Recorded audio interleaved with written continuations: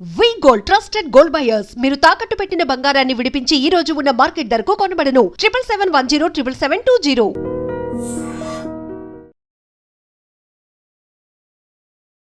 I dream ప్రేక్షకులకు నమస్తే. నేను ఉదయశ్రీ.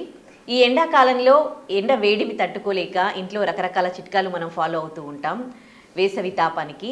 మరి మంచి చిట్కా ఏంటి? ఈ వేసవి తాపానికి మనం ఏం చేసుకుంటే ఇంట్లో మనకు ఎండ దెబ్బ కొట్టకుండా మనం బాగుంటాం, ఇది మనకు తెలియజేయడానికి మనతో ఉన్నారు వంటింటి వైద్యానికి care of address senior ayurvedic వైద్య నిపుణులు డాక్టర్ చిట్టిపుట్ల మధుసూదన్ శర్మ గారు. మాట్లాడదాం.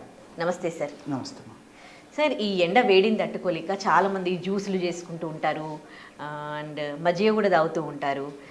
కానీ ఫ్రూట్స్ జ్యూస్లు బయట దొరుకుతూ ఉంటాయి కదా, ఆల్రెడీ చేసినవి, అవి కూడా తాగుతూ ఉంటారు. కానీ వీటన్నింటికల్లా కూడా బెస్ట్ మజ్జిగ అని అంటారు. సో కానీ మజ్జిగ ఎట్లా తీసుకోవాలి ఏంటి అనే దానికి చాలామందికి సరిగ్గా తెలియదు. కొంతమంది వేడి అని కూడా అంటారు అనమాట, రాత్రి కూడా తాగొద్దు. సో చాలా చాలా డౌట్స్ ఉన్నాయి సార్ ఈ మజ్జిగకి సంబంధించి. అసలు మజ్జిగ అనేది ఎట్లా తయారు చేసుకోవాలి, ఎట్లా తీసుకుంటే బాడీ బాగుంటుంది? అసలు మజ్జిగను చల్ల అంటారమ్మా కొన్ని ప్రాంతాల్లో. చల్ల అంటారు. కూలింగ్ నేచర్ ఉంటుంది కాబట్టి దాన్ని చల్ల అంటారమ్మా. చాలామంది తెలియదు. సో మజ్జిగ ఆల్కలైన్ నేచర్ని పెంచుతుంది. సో బాడీలో ముఖ్యంగా వేసవి కాలంలో బాడీలో అసిడిక్ నేచర్ పెరిగిపోవడం చేతనే రకరకాల లక్షణాలు వస్తాయమ్మా. అంటే ఎండ పెట్టే వల్ల తలనొప్పి రావడము, కళ్ళు మంటలు ఉండడము, కాళ్ళు చేతులు మంటలు ఉండడము, ఆ తర్వాత జ్వరం వచ్చేటువంటి పరిస్థితి ఏర్పడము, బాడీ విపరీతమైన నొప్పులు రావడము, ఈ విధంగా రకరకాల లక్షణాలు ఈ వేసవి కాలంలో ఈ ఎండ యొక్క ప్రభావం చేత కలుగుతుంటాయి. సో కారణం ఏంటంటే ఎసిడిక్ నేచరు దీనివల్ల పెరిగిపోతుంటుంది బాడీలో. అంటే చర్మం కానివ్వండి, ఇతర అవయవాలు కానివ్వండి, బ్లడ్ కానివ్వండి, ఎసిడిక్ నేచర్ పెరిగిపోవడంలో వచ్చేటువంటి సమస్య. కాబట్టి ఎసిడిక్ నేచర్ని తగ్గించాలంటే ఆల్కలైన్ నేచర్ను మన బాడీకి ఏర్పాటు చేయాలి.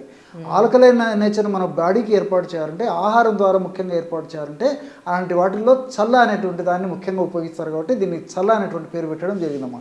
చల్ల అంటే మజ్జిగ అనేటువంటి అర్థం. బాడీని కూల్ చేస్తుంది అనమాట. సర్వసాధారణంగా చాలామంది ఏం చేస్తారంటే తెలిసే తెలియకో అవగాహన లోపంతోనో ఆరోగ్య స్పృహ లేకపోవడం చేతనో చాలామంది కూల్ డ్రింక్స్ తాగుతుంటారు. సో కూల్ డ్రింక్స్ ఆ నాలిక వరకు చాలా చల్లగా అనిపించినప్పటికీ నాలిక దాటి లోపలికి పోయినప్పటి నుంచి దాని యొక్క ప్రభావాన్ని చూపిస్తాయి. సరే, బాడీకి కూలింగ్ నేచర్ ఇవ్వడం దేవుడు కానీ రకరకాల హార్మ్ఫుల్ ప్రాబ్లమ్స్ కూల్ డ్రింక్ వల్ల వస్తాయమ్మా.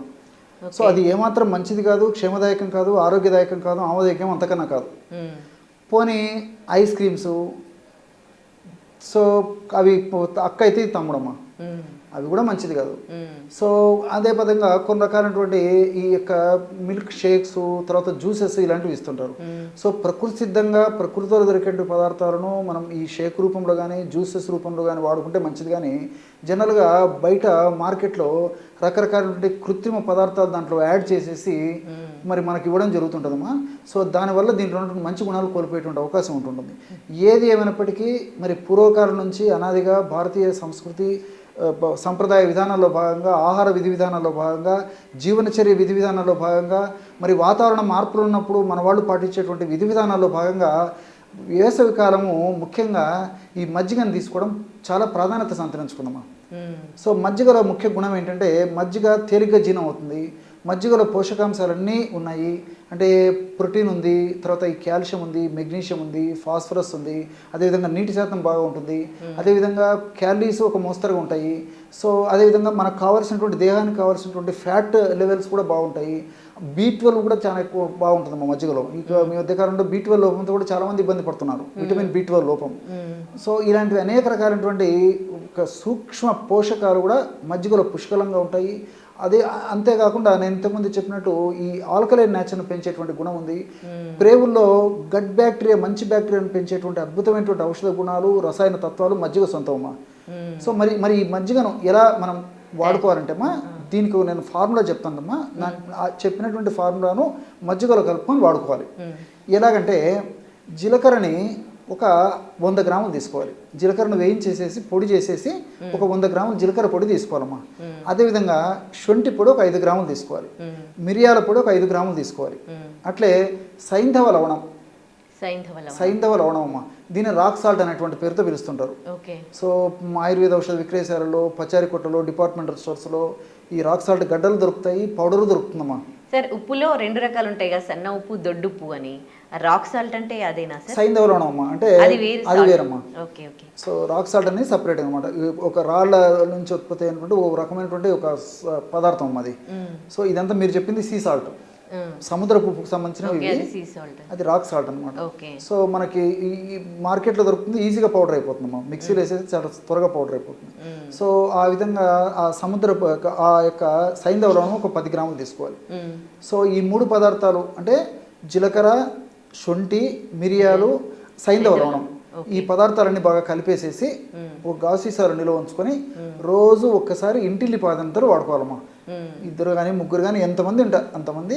ఎలా వాడుకోవాలంటమ్మా, ఒక 50 ml 50 ml కరడు తీసుకోవాలి. 50 ml కరడు తీసుకొని 50 ml కరడుకు గాను అంటే పెరుగు తీసుకొని 50 ml పెరుగులో 150 ml చల్లటి నీళ్ళు పోసేయాలి. 50 mlకి 150 ఆర్ 200 ml వరకు పర్లేదమ్మా. చల్లటి నీళ్ళు అంటే ఫ్రిడ్జ్ నీళ్ళు పనికిరాదమ్మా. మన కుండలో పోసుకున్నటువంటి నీళ్లను తీసుకొని ఆ నీళ్ళని 150 ml నుంచి 200 ml వరకు ఆ 50 ml పెరుగులో వేసేసి ఈ మిక్సర్ ఉంటుంది కదమ్మా బాగా తిప్పేది, సో అందులో వేసేసి బాగా కరిదిప్పేసేయాలమ్మా. సో అది కూడా ఫాస్ట్గా తిప్పితే మళ్ళీ ఈ నీరు వేడెక్కుతుంది కాబట్టి కొద్దిగా మరీ హైయెస్ట్ టెంపరేచర్ కాకుండా కొద్దిగా అలా తిప్పేసి బాగా కలపడం ప్రధానం అమ్మా. అదంతా మిక్స్ అయ్యేటట్టు బాగా కలిపేసేసి దాన్ని తీసేసుకొని ఒక గ్లాసులో పోసేసి ఒక 10 నుంచి 15 వరకు ఈ యొక్క కొత్తిమీర లీవ్స్ అందులో వేసేసి తీసుకుంటే బ్రహ్మాండమైనటువంటి ఈ సమ్మర్ కూల్ డ్రింక్ లాగా ఉంటుందమ్మా. చాలా అద్భుతంగా ఉంటుంది, రుచికరంగా ఉంటుంది, టేస్టీగా ఉంటుంది. ఒక్కసారి మనం తాగి అలవాటు చేసుకున్నామంటే వేసవికాలం అంతానే కాకుండా మిగతా రోజులు కూడా తాగాలనేటువంటి ఆ యొక్క భ్రాంతి ఫీలింగ్ కలుగుతుందమ్మా. బాడీ కూడా కూల్ అయిపోతుందమ్మా, ప్రాబ్లమ్స్ కూడా ఉండవు. వేసవికాలంలో వేసవి వల్ల వచ్చేటువంటి ఈ ఎండ వల్ల వచ్చేటువంటి ఇతర అనారోగ్యాలు కూడా ఉండవమ్మా. చర్మం మీద గుల్లలు వేయడం కానీ, మూత్రంలో మంటలు ఉండడం కానీ, అదేవిధంగా ఈ యొక్క మోషన్ కొంచెం హార్డ్గా వచ్చి ఇబ్బంది పెట్టేటువంటి పరిస్థితి ఉండడం కానీ, ఇలాంటివన్నీ ఏ ఉండవమ్మా. చక్కటి ఆరోగ్యం వాళ్ళ సొంతం అయ్యేదానికి అవకాశం ఉంటుంది. కాబట్టి మజ్జిగ అమృతులేమ్మా.